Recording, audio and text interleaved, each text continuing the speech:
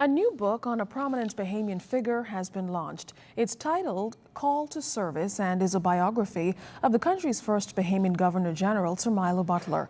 A ceremony was held at Roslyn Square yesterday evening to mark the occasion. Our LTV's Munnings reports. When you read A Call to Service, it will take you down memory lane to 1930 Bahamas, when politics was starting to evolve. Sir Milo Butler played a prominent role when he initially was elected to the House of Assembly to represent Western New Providence in 1939. In 1956, Sir Milo tossed the Speaker's hourglass through the window of the House of Assembly as a result of the government's introduction of a 12-minute rule to curb lengthy speeches in debate. Sir Milo was honored by special resolution of the House of Assembly and acclaimed a national hero in 1972, and the following year he was sworn in as the first Bahamian Governor General. Sir Milo was knighted in 1973 and honored by Her Majesty Queen Elizabeth II in 1975 during her visit to Nassau. Sir Milo passed away in 1979. Fast forward 33 years later, and Sir Milo is once again making history with his biography, penned by Patricia Patterson. I must emphasize Sir Milo's unwavering commitment to have Black Bahamians take control of their government. Yes. He dedicated his whole being to attain this. His incredible energy, his business acumen, his ready wit. Outside of politics, Sir Milo was known as a true family man. His grandchildren, Milo Butler III and Loretta Butler Turner, affectionately called him Granddaddy. Sir Milo believed in building responsible, hard-working individuals who could make a contribution to the family and, by extension, to provide a meaningful contribution to their country, this our Bahamas. His story is only a part of an epic journey of the struggle and the transcendence. It is also an invitation to generations present and generations future to add their own chapters and their own stories to an evolving Bahamian story. Sir Milo was the only public official to attend then young politician, now Prime Minister Perry Christie's wedding. While emphasizing the need for politicians to write their legacy, Mr. Christie reminisced on the professional and personal advice Sir Milo gave him. And so we sat down and he says, well, listen, son, you're getting married. So there's some advice I got to give you. He said, firstly, he said, see that woman over there? He pointed to Lady Butler. She knows who wears the pants in the house. Let there be no doubt. Let your wife know right now that you're going to wear the pants. I say, listen. I mean, it was vintage, vintage, right? And then he went on to tell me that marriages last because you have to be honest. A Call to Service is now available at local bookstores. LTV's Munnings for the ZNS News Network. It's been 25 years since the second group of women joined the Royal Bahamas Defense Force, and to mark the occasion, the group paid a courtesy call on the Governor General, His Excellency Sir Arthur Folkes, at Government House today. Most of the 35 women in the second entry group still work at the Defense Force, moving up the ranks as petty officers. However, some of them have moved on to jobs in the public service. Leading seaman Lisa Forbes noted the second entry group was the first women's group to go to sea. She also talked about the range of opportunities available to women in the Defense Force. One of the first women pilots. Many opportunities for women. We had women officers, women who went off to England.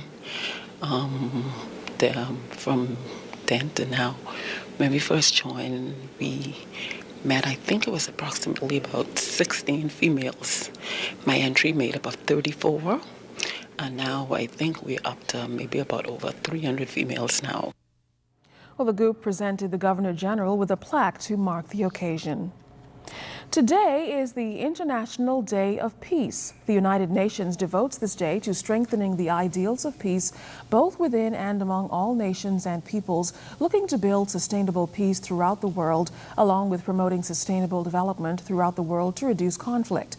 The day is also set aside for introspection on how we can contribute to paving the road toward a sustainable future.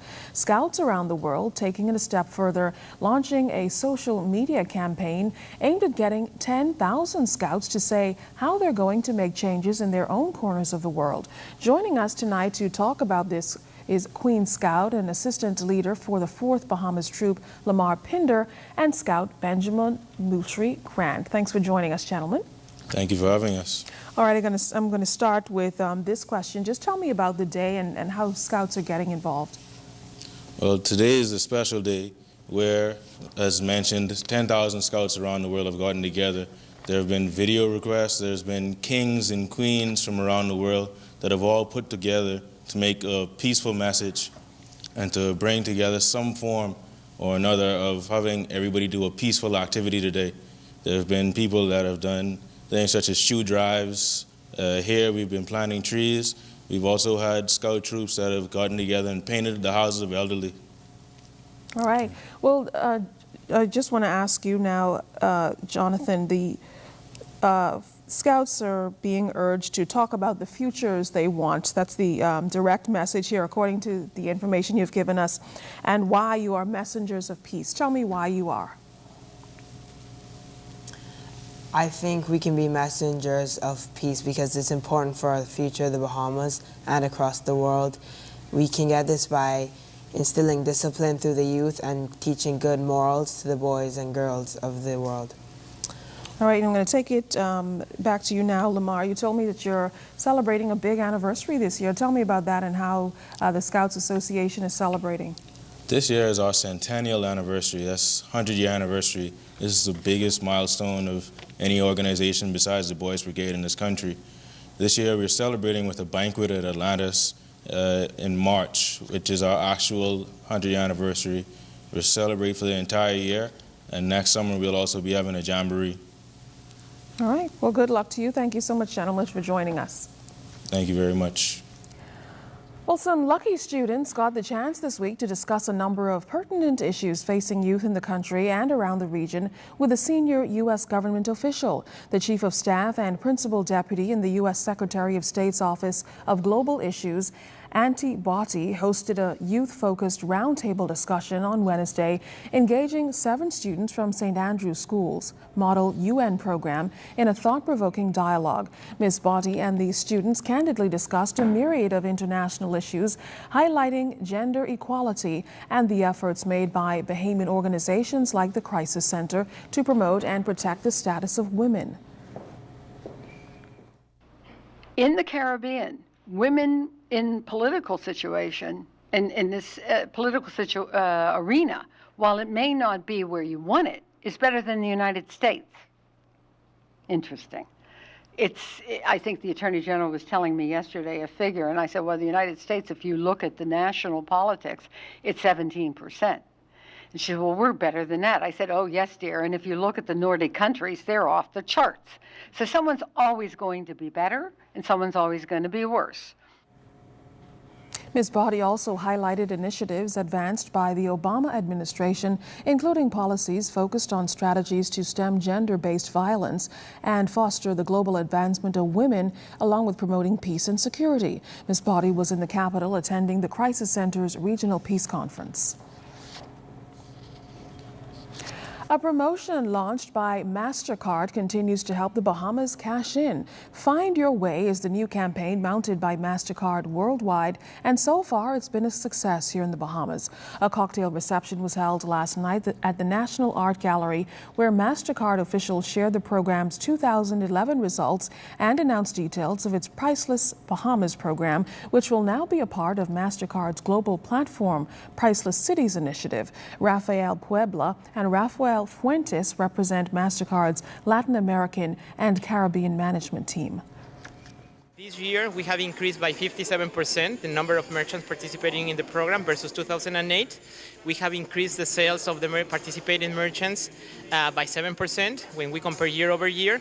And now, due to this success and this evolution, the program is becoming a part of a global program called Priceless Cities, which means that now the Bahamas will be part of a selected group of cities around the world where Mastercard has developed a special platform in order to serve the needs of the consumers and the merchants. 2011, the participating merchants generated sales of $65 million.